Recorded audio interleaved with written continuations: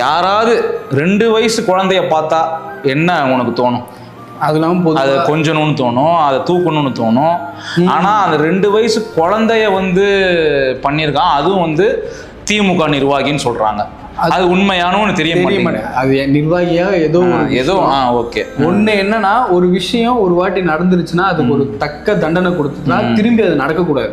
ஆமா, அதுதான் ஒரு. ஆனா இது தொடர்ந்து இந்த ஒரு பாலியல் வன்கொடுமை அப்படின்றது வந்து தொடர்ந்து நடந்துட்டே தான் இருக்கு. அதிகமா அது அதிகமா போன வருஷத்தோட இந்த வருஷம், அதுக்கு முந்தின வருஷத்தோட போன வருஷம், அப்படி ஒவ்வொரு வருஷமும் குற்றத்தோட ரேட் வந்து இன்க்ரீஸ் ஆகிட்டு தான் போதே தவிர. பொதுவா இந்த பிரச்சனை பொதுவாகவே திமுக மேல ஒரு குற்றச்சாட்டு வைப்பாங்க. ஆமா, பெண்களுக்கு சேஃப்டி இருக்காது எங்களோட ஆட்சி காலத்துலன்றது. அதை இவங்க ப்ரூவ் பண்ற மாதிரி தான் பண்ணிக்கிட்டு இருக்காங்க. எனக்கு இவங்க ரியாக்ஷன் கொடுத்தா கூட பரவாயில்ல, அந்த குற்றவாளியை பிடிக்கணும், அதுக்கு முன்னாடி இருக்கிற அந்த 2 வயசு குழந்தைய பண்ண அவனுக்கு ஏதாவது ஒரு தண்டனை கொடுத்துருக்கணும். அதே போல அண்ணா யூனிவர்சிட்டியில் நடந்த இன்னும் வரைக்கும் யார் அந்த சார்ன்னு தான் கேட்குறாங்க. ஆமா, அது யாரு சொல்லு, அவனுக்கு ஒரு தண்டனையை கொடு, எதுவுமே கொடுக்கல. அந்த சார் எனக்கு தெரிஞ்சு மறுபடியும் காலேஜுக்கு போய் ஜாலியா தான் இருந்திருப்பாரு.